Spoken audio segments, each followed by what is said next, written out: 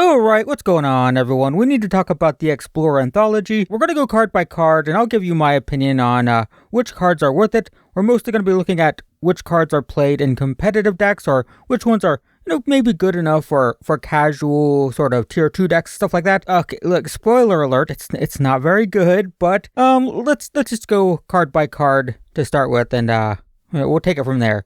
So let's start off with blue. We get Cyclonic Rift, and this is a commander card. I don't know what to say here. This is a commander card. No. So moving on, we have red. We have Abbot of Carol Keep. This is actually very cool for old modern players. This was a very popular budget card for like red aggro decks. Like if you couldn't afford a tier 1 red aggro deck, this was like 5 cents on Magic Online. They were like $1 or $2 in paper. So you'd play this in budget decks, but that's not really relevant in on Arena because, well, it's a rare wild card regardless. So it's kind of cool, but not playable, not great, and it's not really something we need. So it's kind of whatever. Shrapnel Blast is very cool. I've actually played this in Modern. I have an old series back when I first started playing Magic Online on YouTube called Blast Affinity with this card. And it's very cool, but it's not played in any competitive decks, and also, it is just uncommon, and that's very relevant, guys. Remember, even if it's a really cool card, it's uncommon, so you can just craft it. Sylvan Scrying is very relevant. This is played in the Lotus Field combo decks, or the Hidden Strings decks. So this does get us closer to completing that. That's pretty great. Although once again, this is uncommon, so you can just craft it. You don't have to buy this pack to get this card. Eidolon of Blossoms. This is another fun card that's not played in competitive decks. It's a 4-mana 2/2. Draws a card whenever you play an enchantment. So it's fun for casual decks, not a competitive card. So kind of whatever. Court of Calling is relevant though. This is important. This is played in like some Greasefang decks. It's also very common to see it in like Creature Toolbox decks and even like Tribal Elf decks and stuff. So I would say this is pretty good. So far, if we're looking at tier 1 competitive cards, we got 2. We got these 2 here. That's it so far. 2 out of 6 are played in competitive decks. So that's not great. But we also get World Spineworm in green. This is played in Indomitable Creativity decks. The way this works, look, we got some spoilers if you haven't seen this.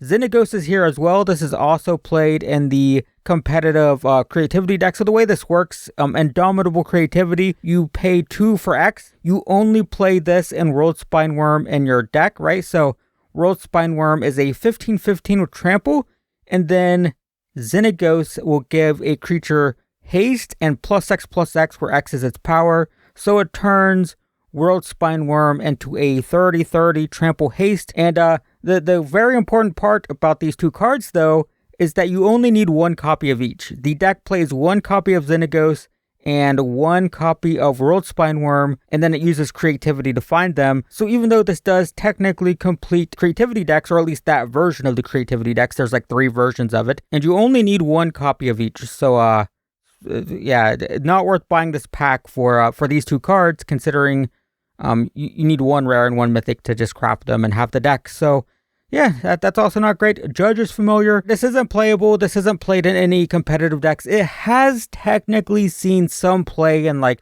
Azorius Tempo, like flying aggro control decks. So there's that. It's not like it's never seen play ever. It's just not very good, and definitely not. Like, there's so many other cards that could have been put here, like Reckless Bushwhacker or Hooting Mandrills or anything like that that's actually played. This is like a 3 out of 10 card that will sometimes see play in very specific circumstances. So, not great, also uncommon, so you can just craft it.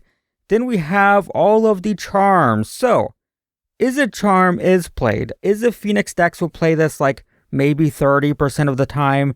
And when they do, they play like 1 or 2 copies of this Izzet Charm. So this is relevant. Again, it's uncommon. You can just craft it, but it is good to have on the client. But apparently they didn't want to put this in without putting the entire cycle in, and none of these are played. Like maybe Golgari Charm and Gruul Charm are sometimes played in sideboards, very rarely, but like this is 5 slots taken up just to get 1 card in that is played like 30% of the time, and in small numbers. In fact, I can do a quick check here, make sure our numbers are accurate.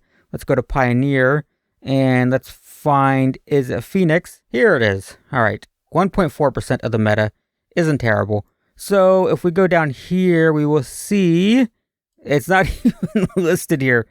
No, Treasure Cruise is more relevant for this deck. They do play this card sometimes. All right, hang on. We're going to find it. Trust me. Trust me, it's sometimes played, I swear. Is a Phoenix. Archetype analysis. Let's see here. Is a Charm. There it is. So 17% of decks play it, and they play on average 1. So it's not that it's never played, it's just they used five slots in this anthology for this one card that sees very limited play. So kind of silly. The good news is if you do play Is a Phoenix and you want to run this, well, it's uncommon. You don't need this pack, just craft it. Next, we have some fun cards. Again, this is a common theme. Let's just rip the band-aid off. None of these are played in tier 1 decks. We have Voice of Resurgence. Very cool, classic, modern card. 2 mana, 2/2. Whenever an opponent casts a spell during your turn, it's going to make a token that has power and toughness equal to the number of creatures you control. So it's devastating against like control decks, blue-white control decks. It's often played in the sideboard, or used to be played in the sideboards of creature-based decks that you'd bring it in against control decks. So cool card, but not seeing play in any competitive decks at the moment. Deathrise Shaman is very similar. It was played in Modern. It was in fact banned in Modern. So yeah, it's cool. Not played in any competitive decks though. So you know, it is what I don't know. It's whatever. Opposite that is a fun card. I played a modern card with this in Panharmonicon back in the day. It's a 5 mana 5/5. When it enters, the opponent loses 2, you gain 2, and then you can exile it and return it. You can basically blink itself if you want. Not great, not super competitive. So none of these are played in competitive decks. They're all just like, whatever. Omnath. Also not played in any competitive deck ever, I don't think. I mean, there are Omnaths that are played, just not this one. Yeah, it's just junk. This is like, I'm sure people in like Historic Brawl will like this. It's a fun Brawl card, not really, not Pioneer playable. So, that's a lot of bad stuff. Then we have a Quarter Shield. This was, people were very upset about this on social media. This is very, very, very rarely played in combo decks, egg decks. It's 0 mana, you play it, and you play it alongside like Pure Steel Paladin to like draw cards. A Shram, right? Whenever an artifact enters, you draw, and you try to go infinite by playing 0 mana artifacts and drawing. This is a jank card that's not played in any tier 1 decks, and it is very, very, very fringe and weird combo decks. Definitely not worth a slot here. This should have been, again, Reckless Bushwhacker. It could have been Treasure Cruise. It could have been Hooting Mandrills. It could have been so many other commons and uncommons could have been here. But this is what we get, I guess. Okay. And then we have these lands. Okay, so this one, Prairie Stream, is played in Azorius control decks that play Laydown Arms because it cares about having plains, the plains land type, and the rest are junk. And what infuriates me is that these are printed at rare. They should not be rare. These should be uncommon. I know they're technically rare originally, but bear in mind we just had Shadows over Innistrad Remastered, and in that set we had the rare land cycle printed at uncommon, and I might make a whole video about this. I don't want to ramble about it now, but I'll make a video eventually, like maybe in a week or two, I don't know. But I don't like that these are rare, and the only one that's playable is this. So this is twice now, by the way. 5 slots here taken up just to get Izzet Charm in, and then 5 rare slots taken up just to get this one land in. If you have a rare wild card to craft a Cinderglade, don't do that.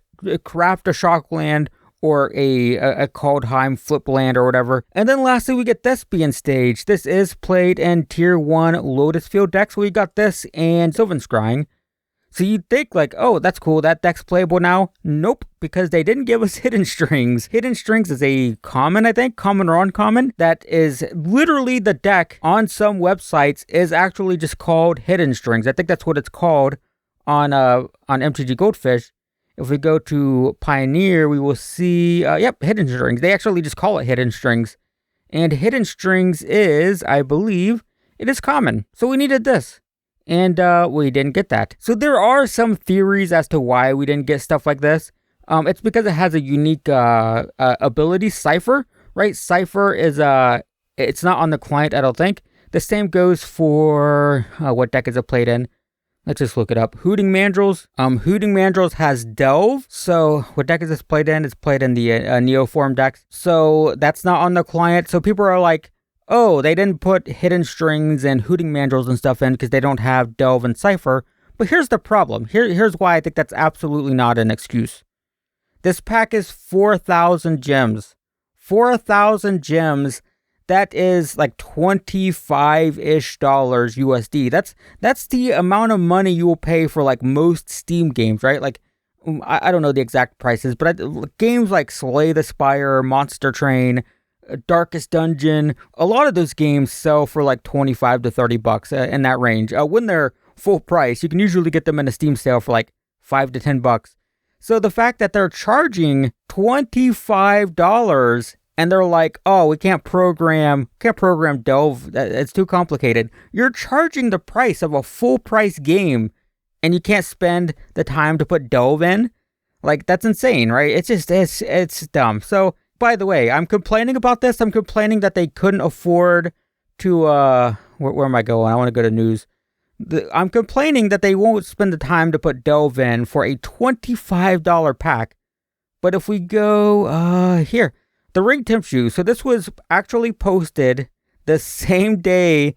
I guess this was technically when this finished. When the anthology finished, it was July 10th. It was the same day as this. So they couldn't put Delve and Cypher in for a $25 pack. But then they released this article talking about how difficult it was to program the Ring. Like, this is a whole article saying, holy crap, it was so hard to program the Ring. We put so much effort into it. So it's like, what it's telling us is they care more about alchemy than Pioneer. And I know this isn't Lord of the Rings discourse or Universes Beyond discourse. Even if this wasn't Lord of the Rings, it's an alchemy set, and they have an entire article like, man, we put so much work in to get this alchemy set in. But then the Pioneer Anthology, they're just like, yeah, we can't do Delve. Sorry, it's too complicated. Can't do it. So, it's just frustrating. So here's my thought, guys. Here's my review. This is bad. If we go, what's played in competitive decks? We have an uncommon. So let's just not count uncommons, right? This is played in competitive decks, but you can craft this. So we have Chord of Calling. That's one. We have World Spine Worm, which you only need one copy of. So do we even count that? Let's not count that. So we have an uncommon. We have one. You need one copy of this. 2. Thespian Stage. Thespian Stage is played in Lotus Field decks, and Chord of Calling is played on like some Greasefang decks and stuff like that. So you get 2 rares that you need, and then you get 2 rares that you only need one copy. They're mythics too, by the way. This is mythic. This is mythic, so you can just craft those. You have 2 mythic wild cards. I do. I have more mythics than I do rares. Is a Charm is played, but it's uncommon, so you can craft it. Sylvan Scrying is played, but you can craft that. And is that it?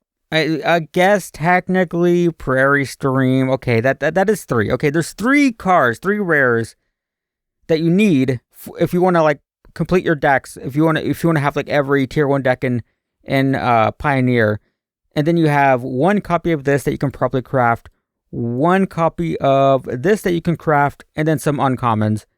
The rest is just filler. So it's pretty bad. It's pretty bad for 4,000 gems. I could probably justify it if it was like 1,000 gems. If it was like 5, 7, 8,000 gold, then maybe that's justifiable. But man, this is so many gems for what's mostly just a bunch of unplayable stuff. So here's my perspective, right? I make YouTube videos, so even though this 4,000 gems is a lot, if I buy this, I can probably make multiple videos out of this, right? I can do a burn deck, play this in it, test it. I can do an enchantment deck. I've already posted one. I can do another enchantment deck. Try this. I can play Greasefang with this if I want to, or like maybe Tribal Elves, something like that. I can play the Creativity deck. So I can make many videos. I could probably try this in like a Selesnya Tokens deck. Deathrite Shaman might be playable in Golgari Rock. I'm not sure though. So I could probably make videos about this stuff. Still can't play Lotus Field because they didn't give us Hidden Strings. So I will make YouTube videos with these cards, and I'm still having a really hard time justifying 4,000 gems. Like, I've been looking at this and I'm like, man, I could probably make at least 4 or 5 videos out of this. I could buy it, play Explorer for like 2 weeks, play all these cards, test them, make these videos. And even I, as someone who's doing that, I'm looking at this price, I'm just like, is it worth it? Should I do that? I don't know if I want to spend 4,000 gems on this. So if I'm struggling with it as someone who's making YouTube videos about this stuff, like, how is the average player going to justify spending this much money on this? And the answer is they shouldn't. The funny thing is, I posted a video talking about how I wanted this to be bad. And here's the insane thing. The reason I wanted this to be bad is because I didn't want this to contain cards for decks that might get banned, because there's been a lot of talk about some of the combo decks getting nerfed a little bit. And this is the worst possible scenario, because not only is it bad like I wanted, but it also contains cards for the combo decks, like World Spine Worm, like Thespian Stage. So the reason I wanted this to not contain those cards is because I was afraid that people would buy this, and then like 2 months from now, those cards would be banned, and that's not good. But now we get the cards, but also the pack is terrible. So it's like, it's the worst. I couldn't have predicted that it was going to be this bad. So yeah, no, bad. That's my opinion, guys. It's not good. So there you go. Thanks for watching. Don't buy it. And that's it. Cool.